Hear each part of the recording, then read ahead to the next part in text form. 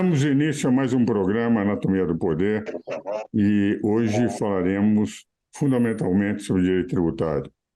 Vou conversar com o atual titular da Advocacia Ganda Martins, que tem uma série de livros escritos sobre tributação, fez cursos no exterior sobre tributação e, de rigor, nesses 30 e poucos anos, com uma série de palestras, escritos e livros, passou a ser referência para muitas citações daqueles que se aventuram no campo do direito tributário. Eu só apresento isso porque isto é aquilo que está no currículo dele, que eu não posso falar mais porque eu sou o pai dele, que é o meu filho, o professor Rogério Vidal Gandra da Silva Martins. Então, maneira que nós vamos começar já perguntando um assunto que me parece extremamente importante, é o que está se discutindo. Se fala muito de que essa reforma tributária, em vez de simplificar, vai complicar. Essa reforma tributária triplicou o número de disposições constitucionais que estão na Constituição atual. Se o que já tínhamos era complexo, imagine a interpretação de mais 3 vezes esse tipo de disposições constitucionais, nem sabemos ainda como será toda a legislação pré-constitucional e o impacto nos orçamentos de cada município de cada estado. Sobre isso é que nós vamos conversar e eu já passo de imediato a palavra para o professor Rogério, meu filho, para que ele dê a sua opinião, talvez mais otimista do que a minha, que é muito pessimista, da reforma que está sendo discutido ainda só com princípios constitucionais. Meu querido Rogério, com a palavra para falar sobre a reforma tributária. Bem, querido pai, doutor Ives Gandra, eu agradeço muito, é uma grande honra poder participar do programa e para ir direto ao ponto e aproveitar ao máximo esse período para poder trazer objetos para reflexão dos que nos ouvem. Ah, o que eu penso hoje da reforma tributária, né, é que nós estamos, por mais esforços que estejam sendo feitos por parte de grandes cabeças, né? É uma reforma tributária, né? Que está complicando um sistema já extremamente complexo. Por que eu digo isso? Porque o Brasil tem o sistema constitucional tributário mais complexo e mais extenso dos países, né, de todo o mundo. Né?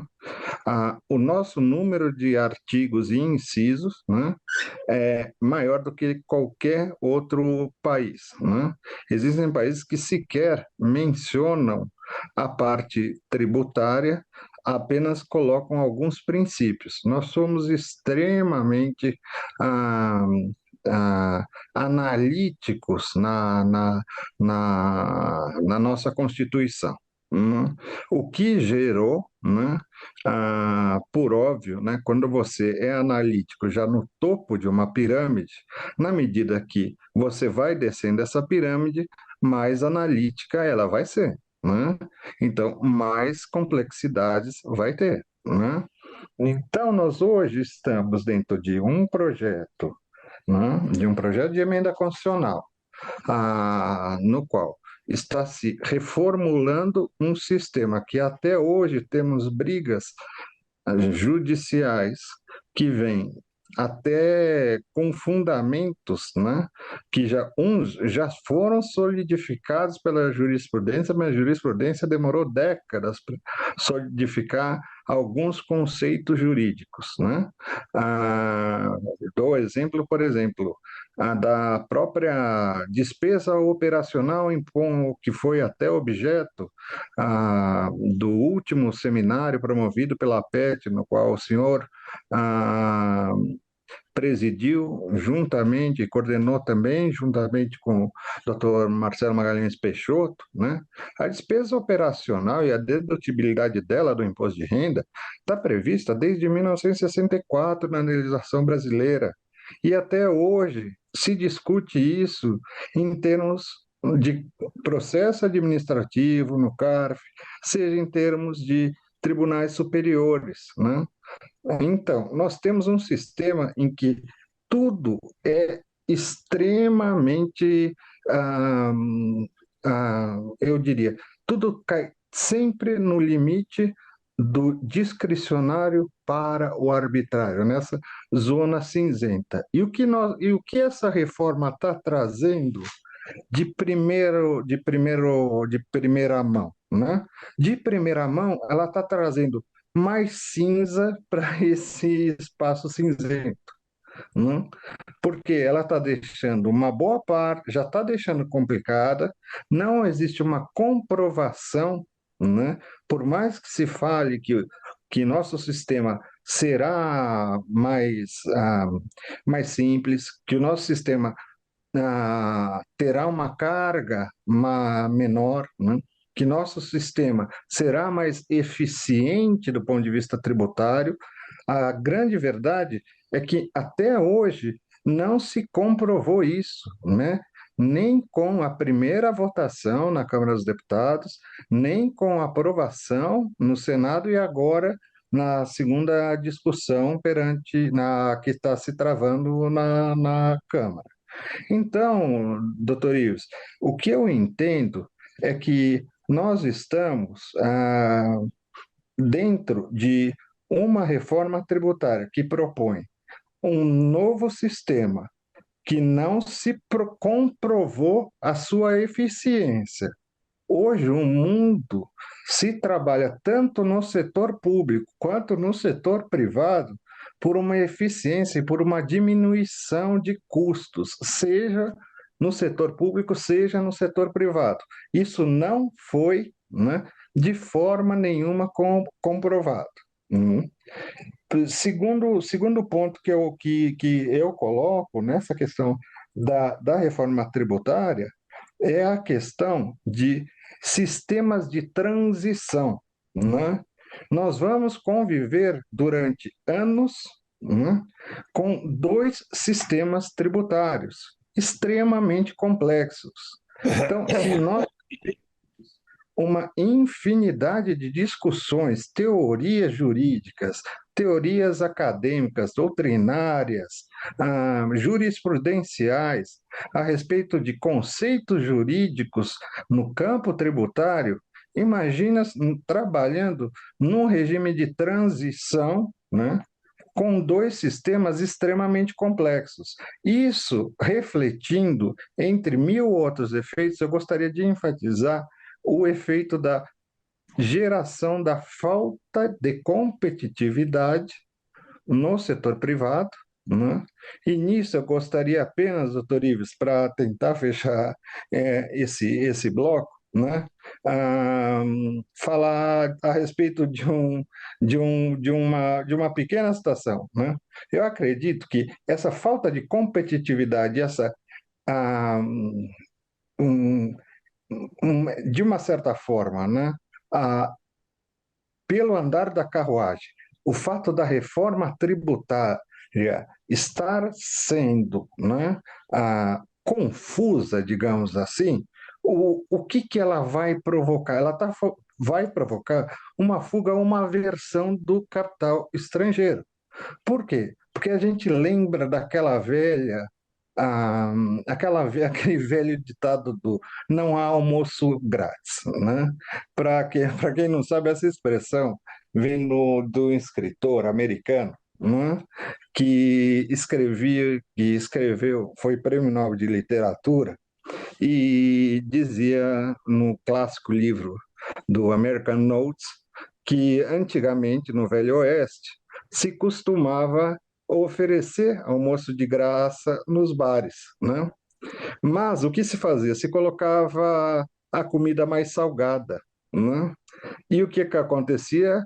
todos afluíam aos bares ao invés de comer nas suas casas, porque o almoço era de graça. Mas era tão salgada a comida que eles consumiam muita, mas muita bebida, e essa bebida, o que que fazia? Compensava o custo do almoço, né? Essa que foi um símbolo que marcou, né, no começo do século XX, isso foi pego pelo um outro prêmio Nobel, mas já de economia, que foi o Friedman, que usou essa alegoria, né, para justificar a questão dos custos, né, usando aquele não há almoço de graça, né, que ficou conhecido nos Estados Unidos inteiro. Ele usou essa, dentro da sua teoria, Friedman dizia o quê? Qualquer política, qualquer custo, qualquer benefício, qualquer isenção ou qualquer tipo de atitude por parte do poder público, né, que gere algum custo, alguém vai pagar. Ou seja, também na tributação, ou também num sistema tributário, não existe almoço de graça, doutor Ives. É isso que eu estou vendo em muitos pronunciamentos falando que a reforma vai trazer uma grande facilidade, mas eu estou vendo muito essa teoria do Friedman, que vem do nosso grande autor Kipling, sendo aplicada. Alguém vai pagar a conta. Nem E a eu não tenho dúvida, dúvida que vai ser a sociedade. nem a dúvida.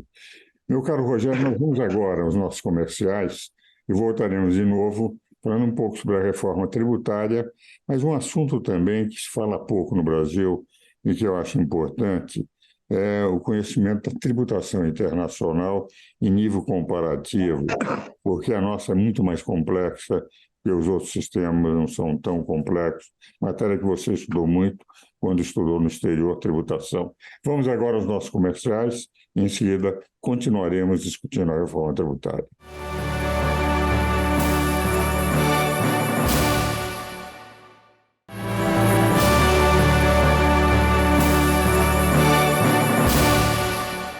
Damos continuidade ao programa Anatomia do Poder, hoje entrevistando o professor Rogério Guisal Gândara da Silva Martins, que ficou com o meu escritório de advocacia desde dezembro de 2021, quando decidi aposentar após a morte da minha esposa, mãe de Rogério, passei o escritório para ele.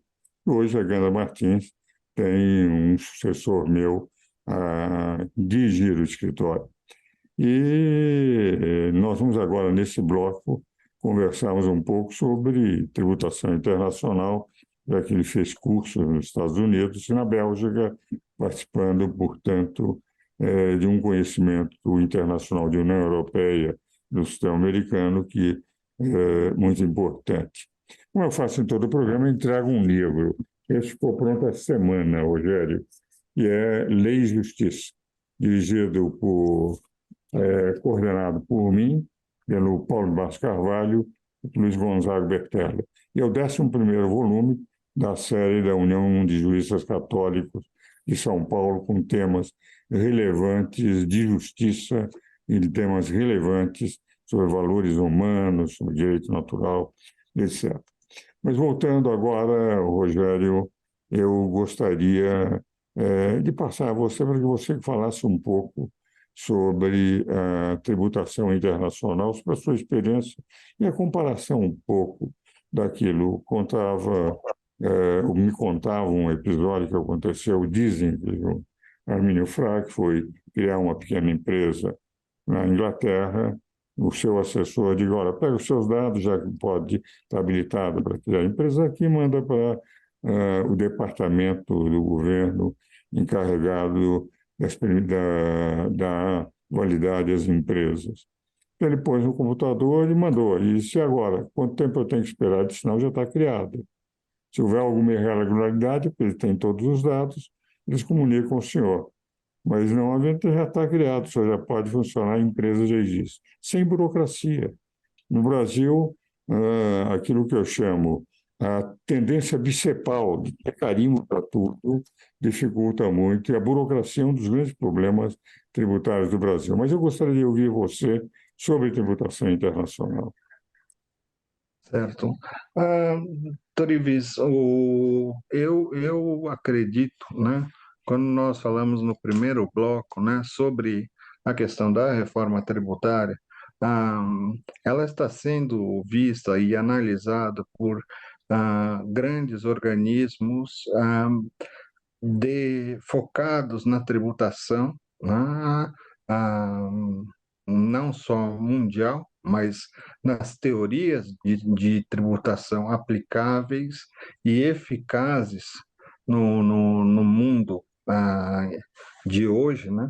A, a reforma tributária tem sido vista e analisada em vários papers que a gente tem acesso, né? E de uma forma com esse mundo hoje da tecnologia da informação, nós temos isso praticamente em tempo real, né? Então, me impressiona muito quando eu vejo, né, várias organizações, né? Aí eu poderia até citar uma International Fiscal Association, talvez a mais importante das associações de direito tributário do mundo, né? Uma outra grande da Holanda, inúmeros institutos americanos, né? E todos eles colocam um ponto que é muito pouco colocado aqui no Brasil, talvez até pela nossa própria cultura, né? E que eu acho que eles já passaram desta fase da cultura, que é a cultura burocrática, né? Quando eu falava para o senhor a respeito da questão do almoço de graça, né? O que tem por trás disso? Qual a grande verdade que tem por trás disso, né? Que existem custos para tudo, né, que sai do setor público, existem custos. E isso foi percebido pelos países desenvolvidos. As economias hoje que têm um desenvolvimento, elas podem passar por crises econômicas, mas os sistemas tributários modernos e dos países desenvolvidos são sistemas tributários extremamente simples. Esse exemplo que o senhor deu é um exemplo claríssimo, né? O contribuinte americano, ele vai se preocupar com os impostos, né, ou com a tributação uma vez ao ano, e ele nem se preocupa, que é a entrega da declaração, né, a qual ele vai entregar para um contador, não vai fazer essa declaração. É a única parte complexa, por exemplo, nos 50 estados dos Estados Unidos, é lógico, é imposto federal, perfeito, mas ele vai passar ele não vai ter outros problemas, porque o sistema já desburocratizou tudo, seja não só na esfera tributária, mas em outras esferas, na própria esfera trabalhista. É consentimento tanto na parte econômica quanto na parte da tributação com o viés mais do liberalismo e do setor privado, que a burocracia, né, necessariamente gera um custo de adequação, né, que vai recair para as empresas e vai recair para o indivíduo. E o que é pior, a burocracia, via de regra, ela vai gerar corrupção, né? Isso nós podemos ver em inúmeros escândalos que ocorreram, tanto aqui como em países até desenvolvidos. Se o senhor pegar algum país que tem algum problema de grandes escândalos, né, na parte tributária, via de regra, alguma parte burocrática ela acabou sendo burlada. Então, o que nós trabalhamos às vezes quando a gente estuda e quando a gente vai escrever algum ensaio sobre a matéria tributária, é o ponto de que Enquanto os outros países procuram as fontes mais eficientes de arrecadação, sem onerar a sociedade e, ao mesmo tempo, satisfazer as necessidades do Estado e fazer uma prestação de serviços eficiente, é a palavra que mais se fala em termos econômicos mundo afora, né?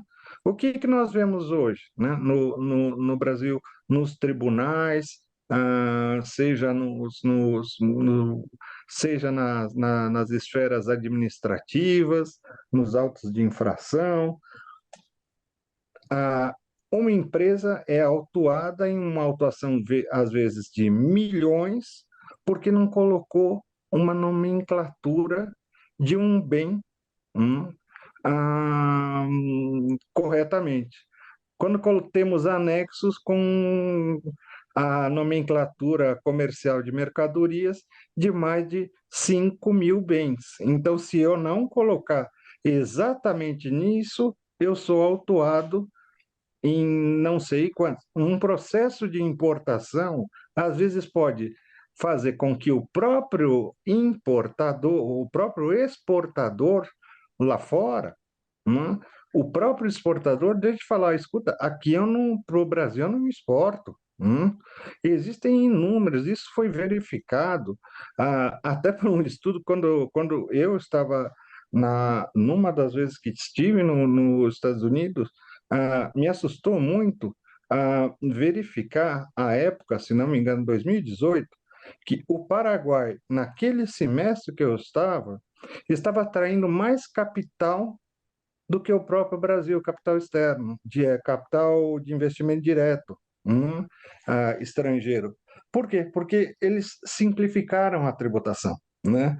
E um dos caminhos para simplificar é desburocratizar, né? É aquela história que já foi colocada, é o sorvete do McDonald's ou coisa, que você tem que dar outro nome para que você baixe a alíquota, certo? É um bombom que você não pode colocar como bombom, mas você tem que dar outra nomenclatura para que o teu PIS possa gerar um crédito. Existem empresas que criaram produtos novos para poder simplesmente se poder compensar créditos de bolsas de créditos que elas não tinham como compensar.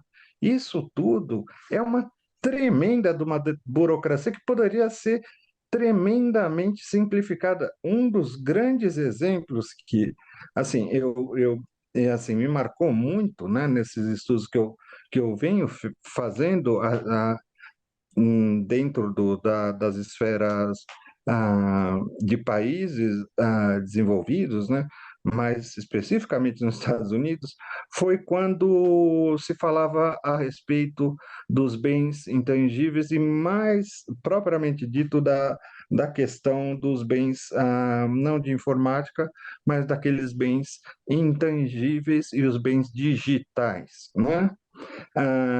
Enquanto aqui a discussão era se era prestação de serviço ou se era mercadoria, qual que era a discussão feita lá fora, né? Independentemente de ser um bem ou de ser uma prestação de serviços, é um dinheiro que está circulando de mão para uma outra mão e deve ser tributado. Ponto.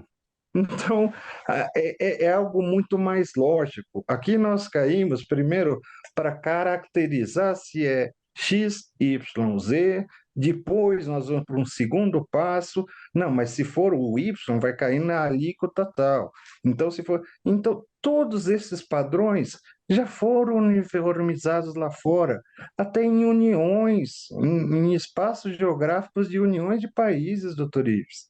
Nós estamos falando numa União Europeia que teve que, com todos os problemas, e o senhor é um mestre nessa matéria, com todos os problemas que o VAT trouxe, o VAT unindo mais de 20 economias das mais ricas do mundo, conseguiu resolver. É lógico que existem muitos problemas a serem resolvidos com muito mais sensatez com que nós, um país com 27 estados, mas com poucos deles produzindo, mas que nós, há 40 anos, tentamos, através de uma Constituição, 35 anos, tentamos, através de uma Constituição, conciliar e não estamos conciliando, né? Exatamente. Essa visão, mais ou menos, que eu tenho um pouco da matéria, Toris.